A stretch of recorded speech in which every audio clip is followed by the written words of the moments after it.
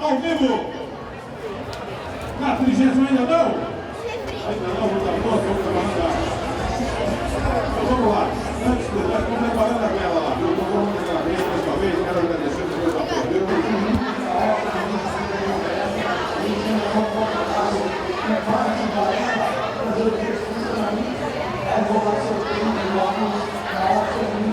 Mexicana, a gente está apresentando mais uma vez aqui na Festa das Nações. Nós temos o famoso guacamole, que é feito com avocado. Temos os tacos, diferentes recheios, chile com carne, frango mexicano, carne moída temperada. Barraca italiana, eu descendendo italiana adoro, né? Carro-chefe é a lasanha, temos a mini pizza, temos a polenta. E também, para agregar um pouquinho, temos o espetinho. Nós participamos da Festa das Nações já desde 2009, então nós completamos 8 anos, né? E a Barraca da Inglaterra representa a APNEM. A APNEM é a Associação dos Portadores de Necessidades Especiais de Nova Odessa. Nosso trabalho é voltar... Estamos participando aqui da Festa das Nações de Nova Odessa desde 2015, com a Barraca Australiana. E aqui os nossos pratos típicos, nós servimos a cebola australiana, que é aquela cebola toda aberta em forma de flor, né, que você pode destacar as pétalas. Temos o wrap de frango, temos brownie. Francês, Então, né? A gente buscou um diferencial na festa, porque o crepe de palito a gente já tinha. Então a gente buscou esse crepe que é um pouquinho diferente, né? Também na tentativa de trazer um pouquinho mais de cultura, né? Dar mais significado para a festa. Etnia Leta e a gente já tem faz a baguete 30 também. anos, desde o início da Festa das Nações, a Etnia Leta participa. Um dos pratos é a porção de linguiça, que é composta pelo pão preto, chucrute, pepino azedo e a linguiça. É tudo artesanal.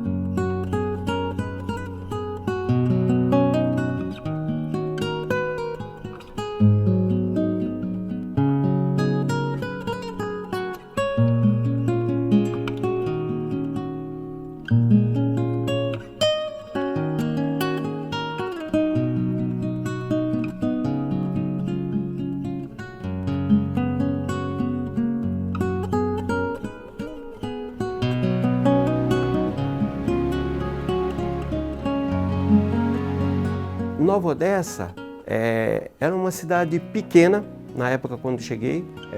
Era minúscula. Quando eu nasci aqui eram 6.000 habitantes.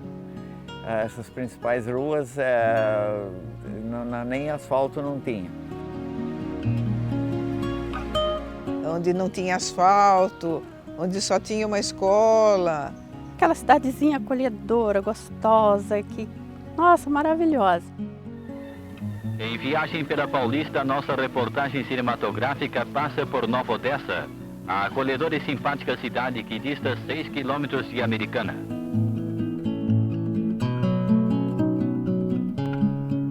Porque antigamente a gente era como se fosse uma família.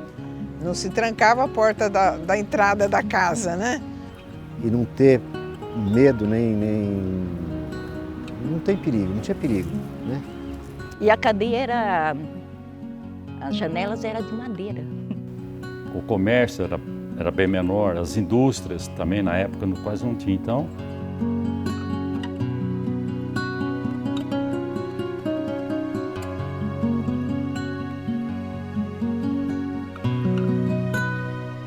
Também fenômeno de cidade pequena, todo mundo se conhece.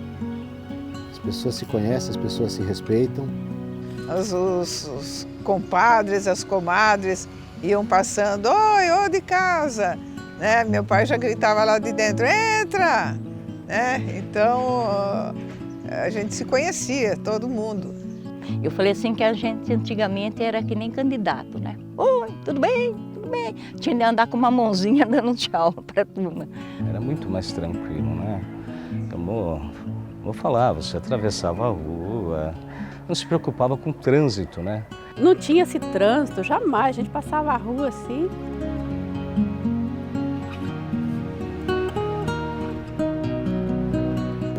tinha movimento nas ruas, então a gente brincava, andava de bicicleta. Brincar na rua o dia inteiro, descalço.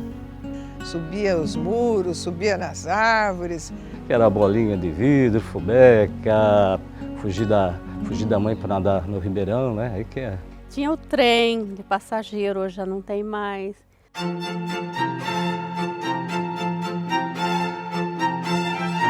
A alegria nossa era a estação de trem. Quando chegava um trem, a gente saía tudo correndo para ver o trem, sabe? Lá era ponto de encontro, né? Muito chique, por sinal, né? Todo o pessoal que trabalhava na rede ferroviária, aqueles uniformes elegantes, né? Aquele trem passando, tinha um barzinho também na estação, então acabava sendo um ponto de encontro, né?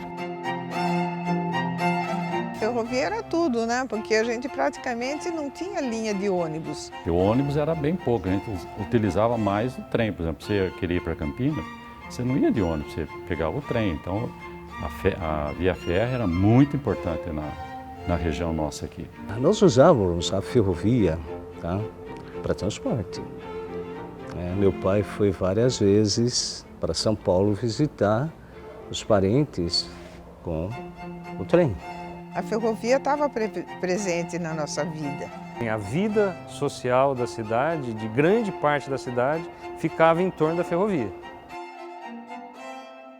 Além do trem, a gente ficava esperando abrir a porteira da linha ali da Vila Zanha, que agora é um túnel, mas primeiro era uma porteira, para a gente ver passar 2, 3 carros na rua.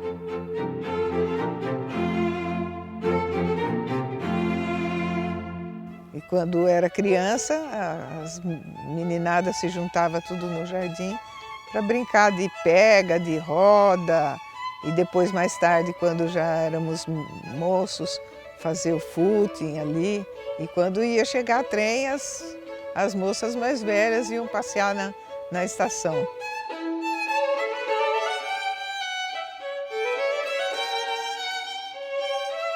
Naquela época era andar de mãozinha dada no jardim, lanchonete do Serginho.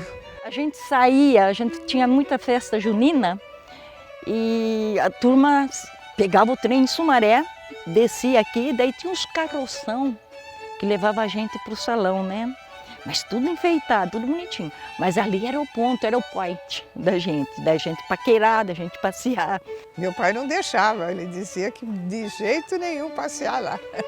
Então, a nossa diversão era essa. Tinha um cinema pequeno, né, onde a gente ia lá ver aqueles filminhos, né, Mazzaropi e outros mais. Tinha as festas na igreja, então todos estavam lá presentes, arrematando frangos e comia por lá.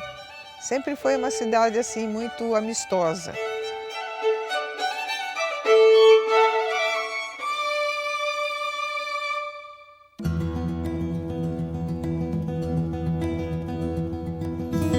Nova Odessa sempre teve um diferencial das outras cidades da região. Nova Odessa é uma cidade aconchegante, uma cidade acolhedora, é uma cidade que você anda nas ruas, você conhece praticamente todo mundo. E aqui na cidade a questão de lazer também, assim, nós tínhamos na época o Lítero. Olha, o Lítero, ele tinha um quadro de associados muito grande e ali eram feitos festejos, bailes, o pessoal que frequentava a área do clube, piscina, era muito ativo, era uma referência dentro de Nova Odessa. Era uma casa, né, e tinha uma mangueira muito grande e embaixo fizeram um cimentado. E lá, então, os jovenzinhos da minha época levavam as vitrolinhas, né, com os LPs, e a gente ficava ali, fazia um matinê à tarde, dançava. E o clube foi aos poucos crescendo, depois fizeram uma cobertura, porque se chovia não tinha o bailinho, né? E aos pouquinhos ele foi crescendo, foram aumentando. Existia bailes ótimos, à noite nos bailes de carnaval, até nas matinês que tinha para as crianças, a gente trazia os filhos que eram pequenos, né? Era onde a gente se reunia com os amigos, as amigas, na piscina durante o dia. Atenção! Som do Eric. A partir de agora, você está ligado com as melhores músicas das pistas de dança. Som do Eric. O termo era fazer som. Então, tinha equipamento de som e foi comprado a prestação.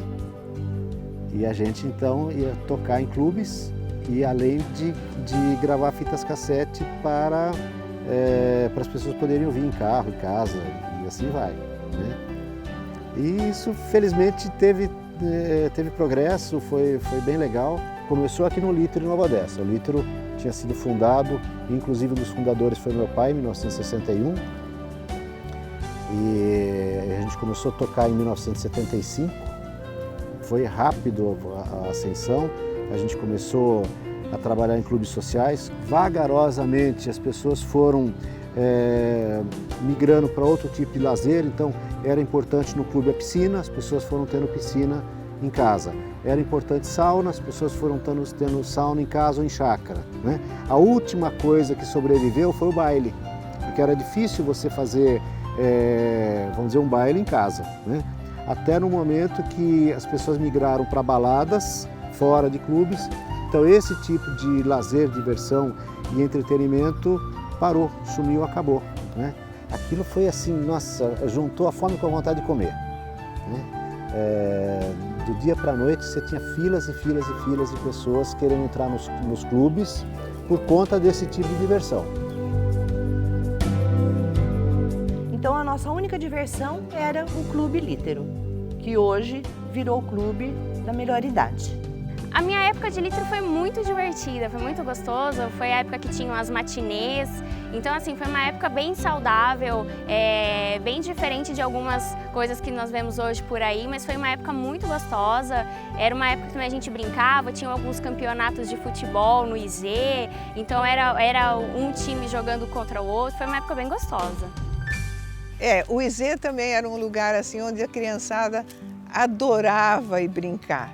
Era uma delícia brincar lá, porque era bem à vontade, um caminho sombreado, muito gostoso, onde a meninada ia andar de bicicleta. Tinha bastante criançada, então a gente tinha maior atividade aqui dentro da própria fazenda.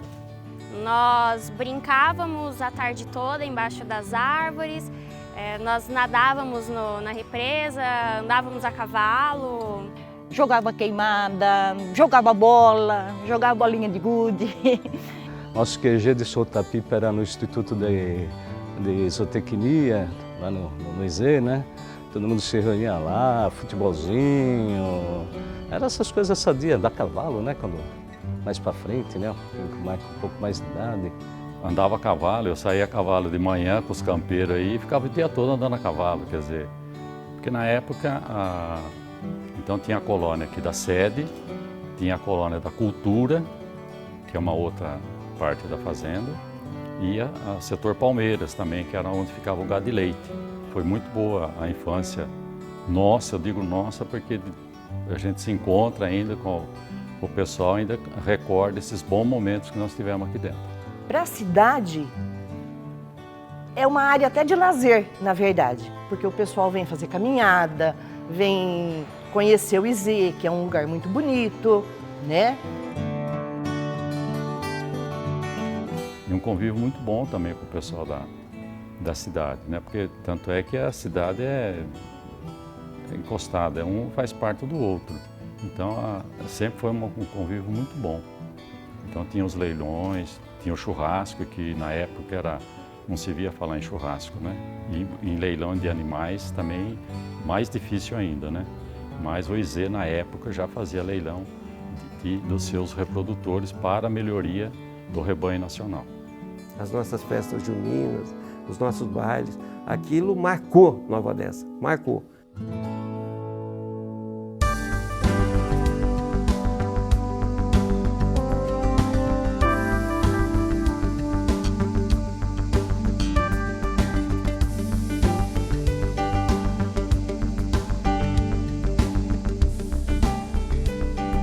Nova Odessa e o IZ, os dois foram fundados em 1905, né? Bom, o Instituto Zootecnia trabalha há 112 anos visando uma produção animal e uma produção animal sustentável. O IZ, como é conhecido, ele atua para a melhoria da cadeia produtiva. A carne, o leite, os ovos que são consumidos pela população, ela passa por um processo de pesquisa. E nós temos pesquisa aqui na área vegetal e na área animal. Isso faz com que a população realmente tenha esses produtos de primeira linha. Então esse é o papel do Instituto de Zootecnia, levar até a população proteína de origem animal e proteína de origem animal de qualidade. O IZ, eu acho que ele é muito importante para a gente entender até vamos dizer, essa qualidade de vida de Nova Odessa, né? Porque nós estamos num país que, apesar da importância que se tem a pesquisa, você não tem, vamos dizer assim, um foco 100% direcionado à pesquisa e à ciência. Nesse lado, né, a Nova Odessa foi privilegiada por já nascer com essa função de pesquisa, né, envolvendo a agricultura, a pecuária e tudo que envolve, né, vamos dizer assim, a economia agro-rural brasileira, né? A importância do ISD é um dos maiores institutos de pesquisa da América Latina e eu acredito também para a Europa. Nova Odessa é muito conhecida mundialmente pelo Instituto de Zootecnia. Isso para Nova Odessa foi um grande avanço, porque várias pessoas se mudaram para cá, várias pessoas vieram de fora. Vieram morar na cidade pesquisadores, né? Você produz ciência, a cidade se envolve com o IZ, quer dizer, há um entrosamento cidade e ciência, e isso eu acho que para a cidade foi fundamental e ainda é. O nosso carro-chefe é a produção de bovinos de corte. Então nós temos um programa de melhoramento genético de bovinos de corte, focado principalmente na raça Nelore, e isso fez com que o Instituto de Zootecnia fosse o maior produtor de genética Nelore do país. Eu acho que o IZ ele é, vamos dizer, um ponto central da gente entender, né, vamos dizer, essa função, né, e esse sentido de Nova Odessa até como paraíso verde, né?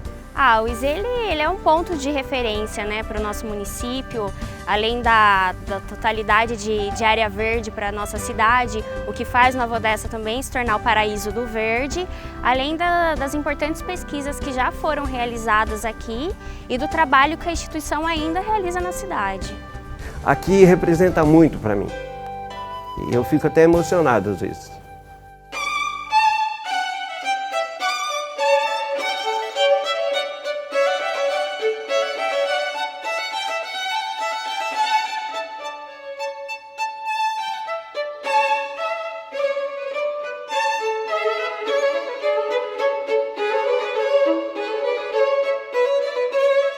Há pouco tempo, né, não tanto atrás, um dia eu estava visitando um cliente meu na Malve, no Sul, tá? A Malve no Sul, tá? Que nós trabalhamos, nós somos fornecedores dele.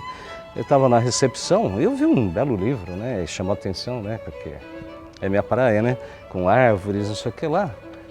Eu fui ver, era uma edição aqui do Plantário, né, lá. Eu comecei a observar, sempre que eu entrava em uma biblioteca, quantos livros do Plantário. O Plantário nasceu de um sonho, né? Todos nós temos sonhos. Eu, desde o início lá dos anos 70, quando eu iniciei como profissional na área de agronomia, estudando a flora brasileira, né? Eu tinha um desejo de um dia ter um espaço onde eu pudesse cultivar as espécies brasileiras interessantes, ameaçadas de extinção. Porque a minha atividade era, vocês devem saber, eu escrevo sobre plantas, livros sobre plantas há 43 anos, né? Com isso a gente conseguiu capitalizar alguma coisa e adquirir essa área, né? Então vamos fazer então uma conservação ex situ, quer dizer, fora do sítio, né, natural, né? Que isso é possível através de um jardim botânico, né? E desde o início, lá do meados dos anos 70, eu trazia plantas que encontrava, que achava interessante. Eu não tinha espaço nessa época, mas eu plantava em áreas de amigos, de outros locais, em áreas públicas. E sempre tinha esse desejo de ter um dia uma área. E isso só se concretizou aqui em Nova Odessa, que era uma área acessível, né? E nós adquirimos com esse propósito, né? Então, logo de início, desenhamos um projeto, imaginando que esse local no futuro poderia ser aberto à visitação. Então não era apenas um espaço para eu conservar as espécies para eu ver, né? Eu queria que isso ficasse como um legado para a população local e do Brasil, né?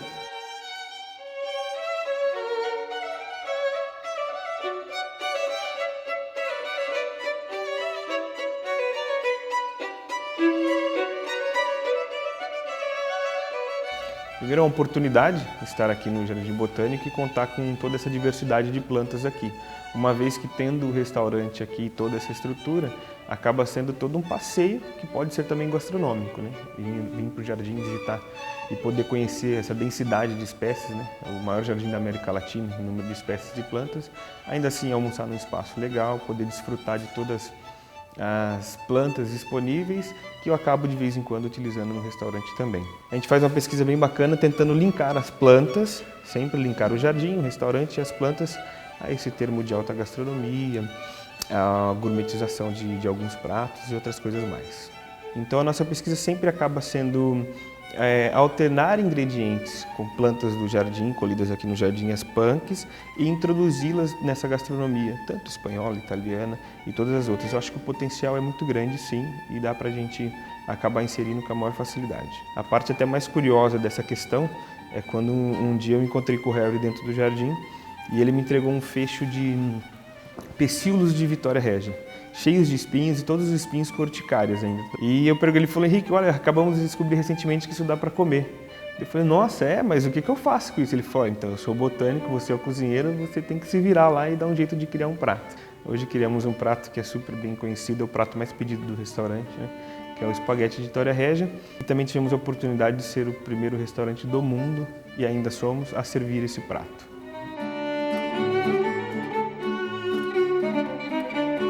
No processo de evaporação da água, há uma retirada de calor do ambiente, né? E com isso você refresca o ambiente, né? Então é fundamental as cidades. Eu muitas vezes me questiono, eu viajo o Brasil inteiro e vejo que todos os dias surgem novas cidades na Amazônia, na nossa fronteira agrícola. Mas eles têm a capacidade de destruir toda a vegetação natural que tem lá para construir a cidade e não pensam que a cidade precisa ter um pulmão, né? Aí a agricultura começa a se expandir em volta e daqui a pouco vira uma cidadezinha no meio do nada, no meio do... Planta é vida, né? Então, como é que vamos... fora os outros benefícios de você refrescar o ambiente. Aqui dentro a temperatura aqui é 3 graus mais baixo do que no centro da cidade. Se nós não cuidarmos da natureza, nós estaremos nos suicidando, né?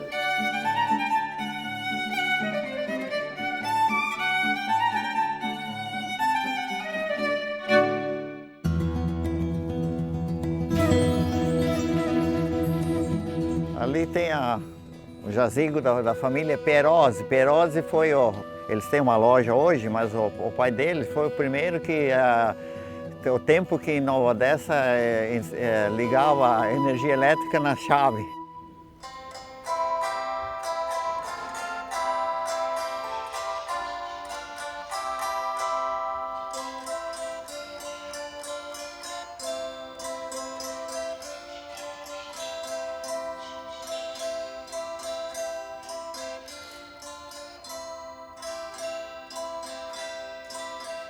O meu avô, João Jankovits, pai do meu pai, Pedro Abel Jankovits, veio da Rússia.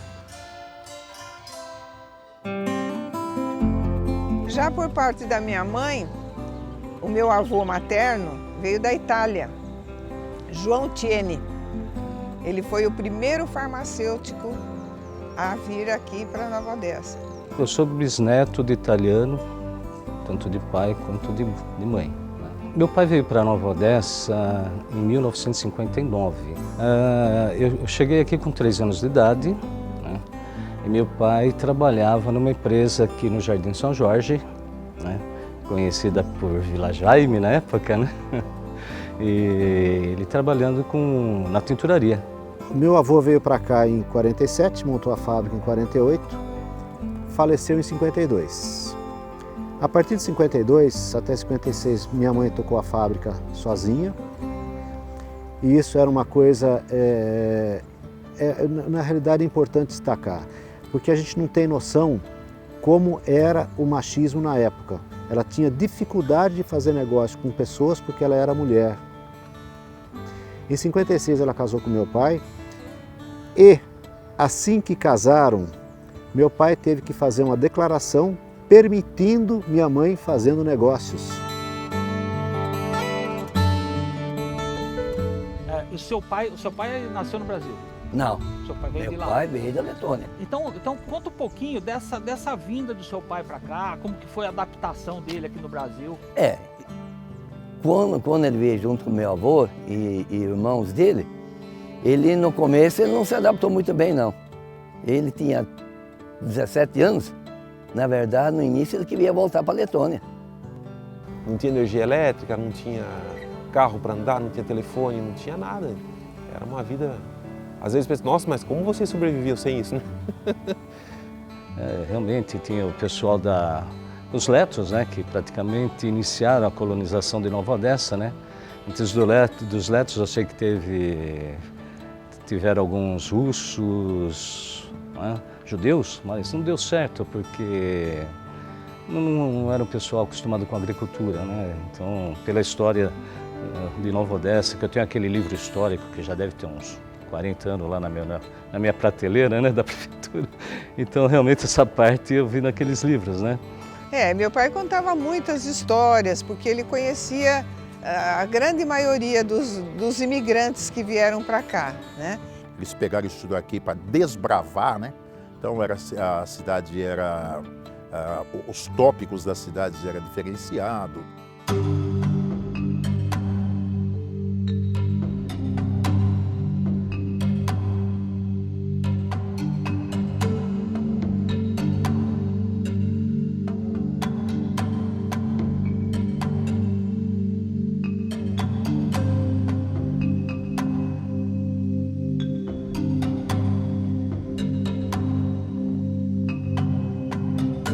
Eu acho que o Carlos Botelho entra num contexto ainda mais amplo, né? Ele é muito importante, mas qual é esse contexto, né?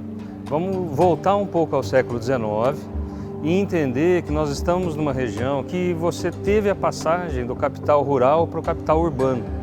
Quer dizer, você teve uma rápida capitalização envolvendo a cultura cafeeira, antes a cultura canavieira, e essa sobra de capital ele foi sendo transferido para o meio urbano, com a capitalização dessa elite rural brasileira, principalmente de São Paulo.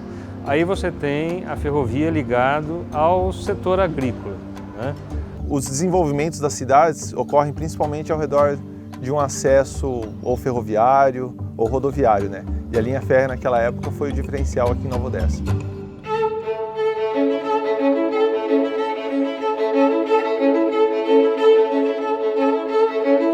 A ferrovia e tudo que ela traz junto com ela, que é a urbanização, desenvolvimento econômico, proporcionou para Nova Odessa um salto de desenvolvimento.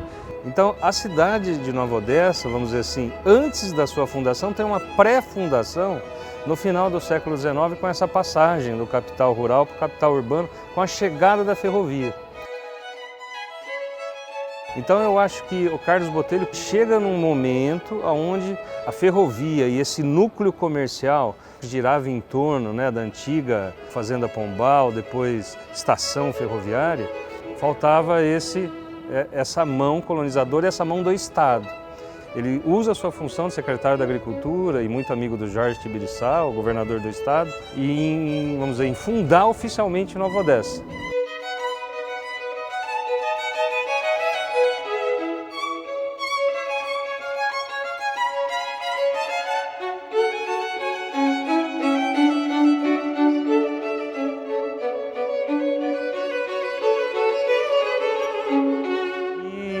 Nessa época, a Rússia passava por um momento muito conturbado, né? Foi depois do assassinato de um czar, existiam pogroms, quer dizer, uma perseguição grande à comunidade judaica da Europa Oriental como um todo, em especial da Rússia. Então, nesse momento, esse agente migratório ofereceu a vinda de judeus russos, né? Os russos que vieram para cá na primeira leva, eles não se adaptaram e foram embora para São Paulo. Os russos que vieram eram artistas, alguns circenses, alguns eram músicos, né? Eram geralmente profissionais liberais ligados às cidades. Então eram relojoeiros, joalheiros, mecânicos. E quando eles chegaram aqui, eles se depararam com uma coisa pesada, né? E dentro de uma fazenda, né? E não tinha nem estrada para eles transitarem. Então foi dificultoso para eles. Que os agentes de imigração, quando o governo, né, desta época, eles precisavam de gente para desbravar as cidades. Na verdade, só depois que eles chegaram é que o Carlos Botelho teve que, vamos dizer assim, pensar em um outro sentido da imigração, porque, vamos dizer assim, ele queria pessoas mais ligadas à terra e não era o caso. Então vieram os letos, que já tinham mais contato com a terra. Então ganharam as glebas para trabalhar, para produzir. Já os italianos já ficaram mais na cidade, já não vieram tanto para o campo. Eu acredito que como aqui eles realmente precisavam da agricultura, e é um povo já... Os agricultores vieram da Letônia, então eles puderam se adaptar bem. Alguns foram para o sul, para Curitiba, para regiões Monte Verde, regiões mais frias, onde nós, quando viajamos, nos sentimos muito bem. Parece que há algo no DNA que chama para lugares mais frios. Eles eram, então, todos praticamente da Europa Oriental, né? Mesmo na segunda fase, né? E se você olhar essa documentação que envolve a Secretaria de Cultura, os letos que já estavam em Santa Catarina, né? Que já estavam em Santa Catarina, ali no norte de Santa Catarina, muito próximo à fronteira do Paraná. Os que foram para o sul, uma parte deles chegou numa cidade que era montanhosa, e na Letônia não existe montanha, é muito plano o país, né? Quase não existem montanhas. Então eles não conseguiam se adaptar tão bem à agricultura nas montanhas.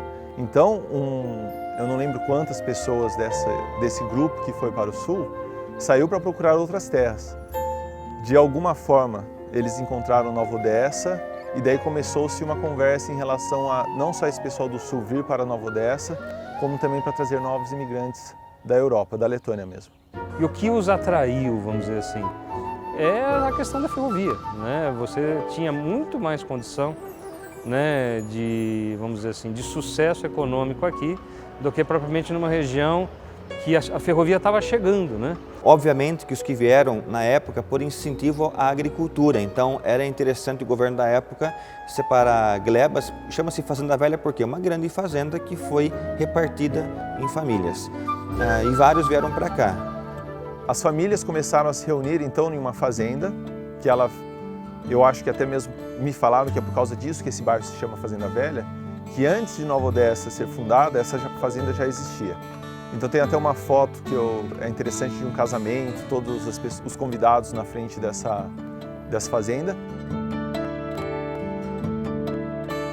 No final do século XIX e início do século XX, alguns imigrantes europeus, eles tinham dificuldade em, vamos dizer, vir da Europa, às vezes eles vinham por conta, às vezes não era o agente migratório, eles vinham com a família e não conseguiam achar depois os seus conterrâneos. Eles tinham, vamos dizer, um guia, né, com o nome de todas as famílias e aonde encontrá-las. Então a fazenda virou um guia de referência para a entrada de Nova Odessa. A característica que eles diziam era as dificuldades de adaptação. Quando chegaram, por exemplo, o clima. A Letônia é muito quente, é muito frio. A maior parte do ano lá é neve, né? E essa região nossa é muito quente. Muitos sofreram, morreram. O que havia também era um espírito de não criticar, porque é a nação que acolheu, é onde havia gleba disponível para se fazer o cultivo, então não cabia reclamar.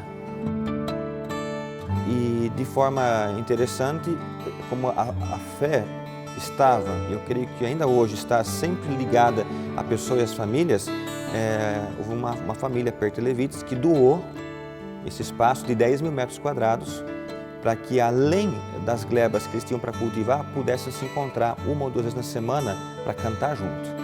Mas você vê, eles fundaram a Igreja Batista, a primeira lá na Fazenda Velha, né? Inclusive minha mãe frequentava a terceira Igreja Batista, que hoje é a Batista Central, né, eu acho.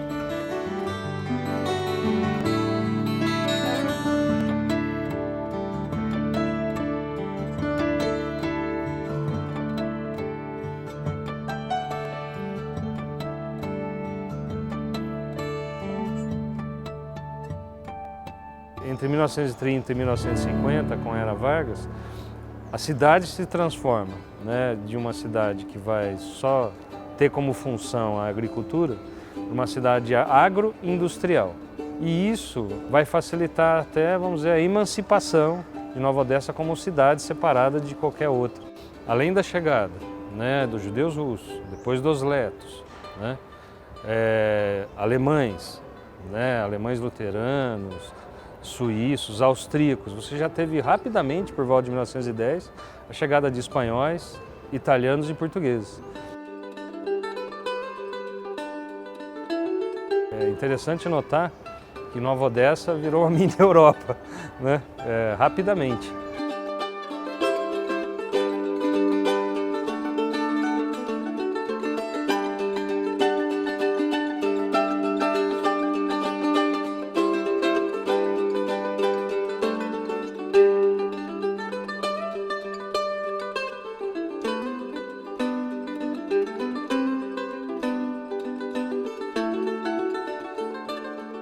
Lá na Letônia, houve um movimento, assim, tipo religioso, e que anunciava que alguma coisa de mal iria acontecer lá.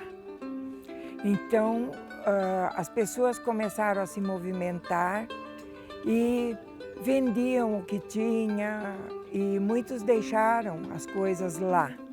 Tinha uma parte dos netos foram para os Estados Unidos. E depois, uma parte veio para o Brasil, em 1922, que veio bastante gente para cá. Os meus pais foram trazidos no ano de 22, eles vieram para o Porto de Santos, e de Santos eles foram aqui para Varpa, perto de Tupã. Lá formou-se a comunidade Leta, e os maiores problemas no começo foram com a saúde, porque eles saíram de um inverno intenso e vieram para o Brasil para um verão intenso. Os idosos e as crianças tinham problemas de desidratação. Então, nesse período, muitos vieram a falecer, tanto idosos como crianças. E era uma situação muito delicada, pois tinha dias que tinha muitos mortos. Depois, o meu pai, o meu tio, eles ficaram sabendo que tinha terras aqui em Nova Odessa e escolheram. O apoio deles, na verdade, era Deus e a música. A música fala muito alto na vida dos letos.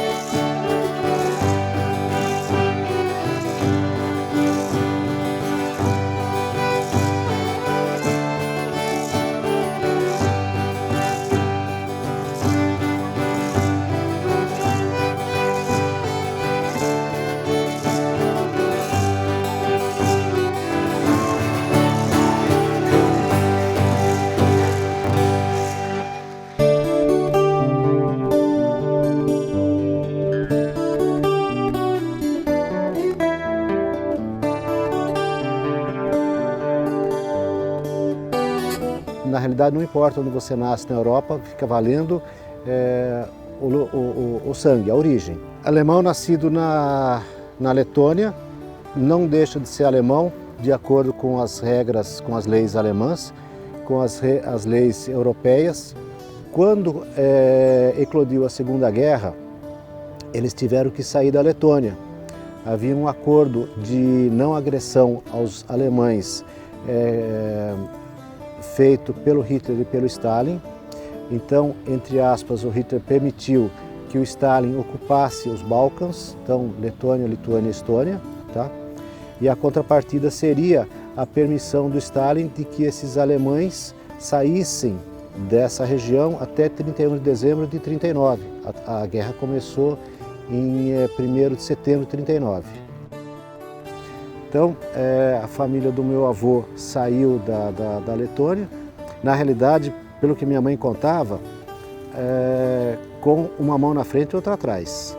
Largaram na mesa comida, tudo o que tinha, entendeu? Pega o que dá para pegar, bota na mala e sai.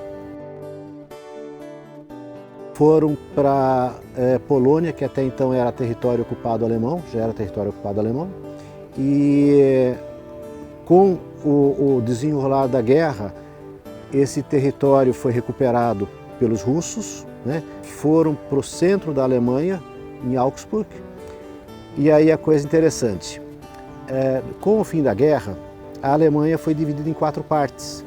Uma parte dos americanos, uma parte dos franceses, uma parte dos ingleses e uma parte dos russos, tá? E em cada uma dessas partes vigia a lei do país que estava dominando aquele local. E Augsburg estava sob as leis americanas. E de acordo com as leis americanas, vale o local de nascimento e não a origem sanguínea. Por conta disso, eles puderam emigrar e saíram no primeiro navio de imigração em 1947 que veio para o Brasil. Esse navio veio para o Brasil, parou em Santos e de Santos foram para Campo Limpo. Campo Limpo era um local de quarentena. As pessoas aqui de Nova Odessa souberam que tinha letos em Campo Limpo e trouxeram então esses letos para cá. Então, quando eles chegaram aqui, eles perceberam às vezes que o povo brasileiro já gostava de chegar, conversar, às vezes fazer uma brincadeira, uma piada, e daí eles não estavam tão acostumados com isso. Mas todos foram bem recebidos, sim. E o contrário também, né? Eles sempre acharam muito interessante essa alegria, essa espontaneidade do povo que aqui residia.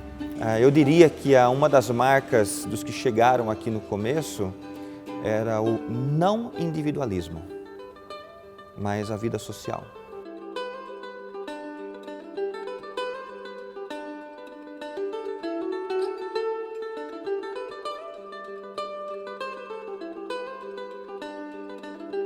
Quando meu bisavô chegou até aqui, ele falou que essa terra realmente é abençoada.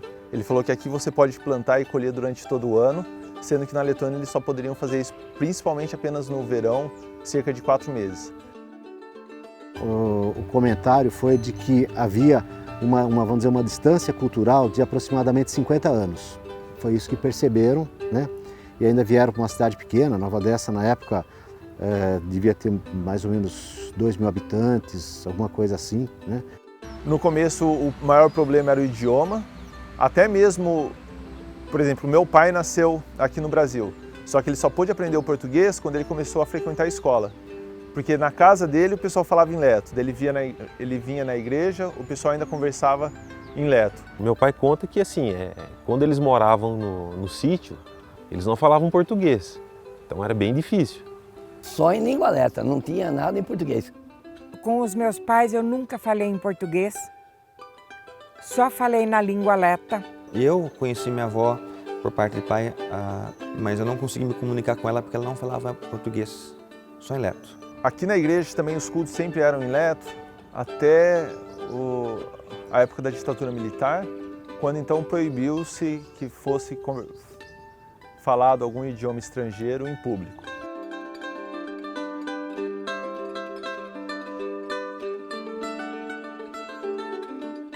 Os letos trazem em sua bagagem, na sua viagem, 3 pilares. A culinária, do qual nós ainda hoje nos envolvemos, gostamos, algumas receitas típicas. Eu particularmente gosto de fazer a famosa sal da zupa, caldo gelado de frutas, é algo europeu.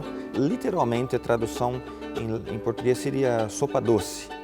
O outro pilar é a música, como já disse, que os letos trouxeram, gostam bastante hoje. Na Letônia, alguns ainda têm o hábito em encontros, antes de começar a comer, eles cantam antes. E o terceiro pilar, do qual sou mais envolvido como pastor, é o da fé, da crença.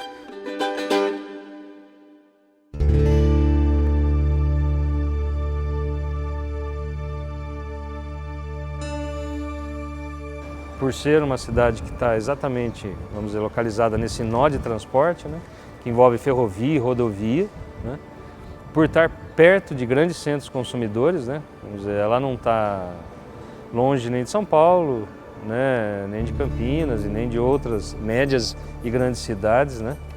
Ela também não está, vamos dizer, estritamente longe do Porto de Santos, então ela está numa localização excepcional, né.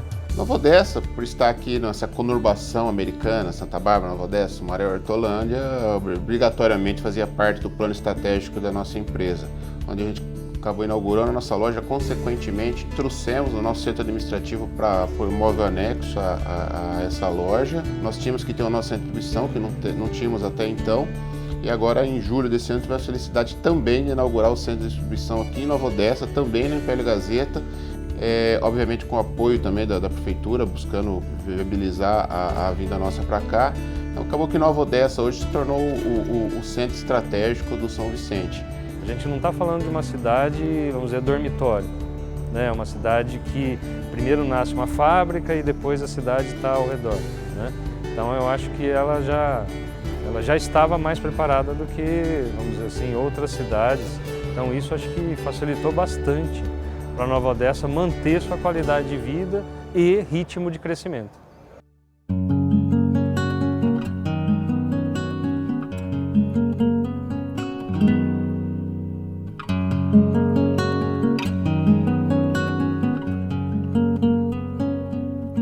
Então eu acho que a herança histórica que os nossos avós deixaram, bisavós, a geração passada, foi dessa de luta mesmo, de se conquistar aquilo que se almeja. A questão de você preservar a história não é só pensando nos outros, mas na própria sociedade em si, né? Não é a questão de a gente ficar olhando tudo com saudosismo, mas a gente tem que ter memória. Se o ser humano não tivesse memória, ele não existiria como raça. Eu acho que preservar a memória, ela é muito importante para qualquer nação, para qualquer cidade, para qualquer sociedade, para a família.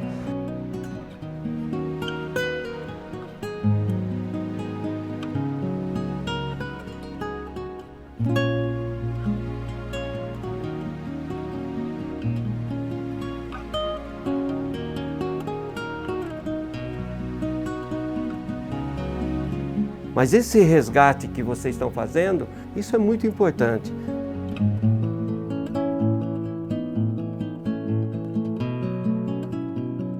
Muito importante, porque a gente precisa saber a nossa história, senão a gente não é nada, né? Porque a gente vai chegar numa palavrinha chamada identidade, saber quem é você. Tudo o que uma etnia faz, ela deixa marcas na cidade, nas pessoas. Eu realmente gosto daqui. Você tem uma ligação com o solo, não adianta. Aqui é maravilhoso, eu adoro essa cidade.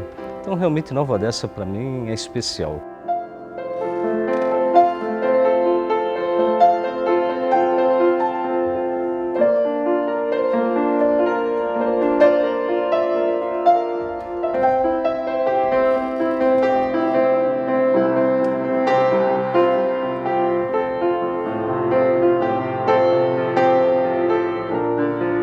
Os valores que motivaram nossos avós a virem para cá é importante para as novas gerações.